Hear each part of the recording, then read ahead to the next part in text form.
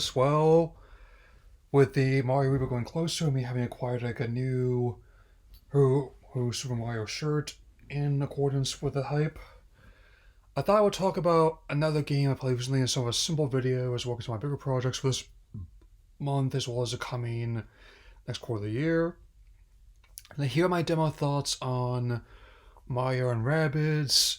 It's Sparks of Hope, the sequel to 2017 surprise hit Mario and Rabbids Kingdom Battle, so let's begin. So, much like the previous game before rather than a party game or platformer, it's another turn strategy title than being XCOM. I mean, I still think that in hindsight the com was crazy enough to work.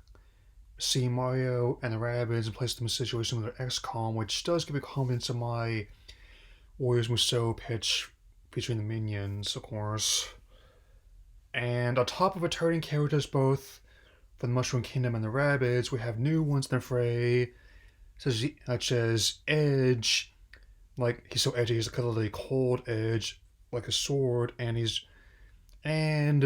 the Rabbid Rosalina. Still kind of interesting how they did that to my favorite princess out of all of them. Yeah. But putting in place Solo Tile visually, thanks to the Snowdrop engine, and they developed for this game, and Senior. They've also added a host of new enemies, bosses, weapons, and special abilities, as you would expect. I mean, like, even just in my playthrough, like how some of the augments of the Lumas, as well as the fact that Mario can dual wield as well, I mean. And also counters very useful for the first boss in the game, which basically gets you to like the first two chapters of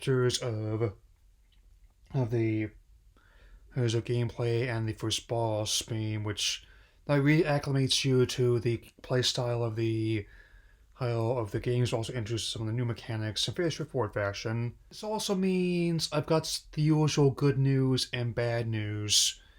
The good news is that it sold moderately well when it came out last year, even with the competition, 3.7 million copies worldwide, with its expansions on the way. The first one just came out. There's also toggle crossover with the long missed Rayman.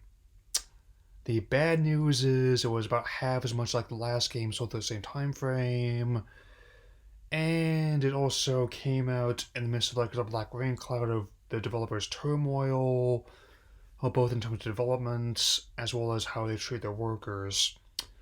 Not getting too much detail here for fairly obvious reasons, but that's another reason why if I hadn't been given this demo for free, I don't think I'd have played it at all.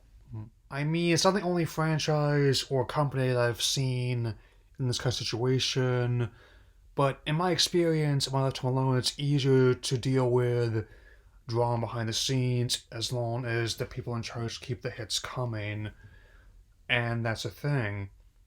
To an extent, that hasn't happened. I mean, a lot of the output has met mixed reception and sales.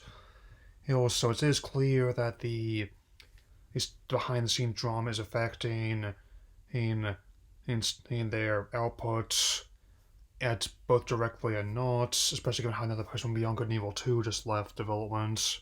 They were the director.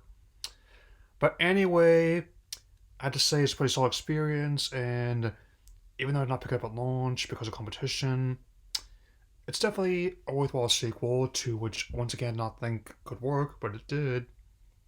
And that way all for now, and see you all again soon. Take care, everyone.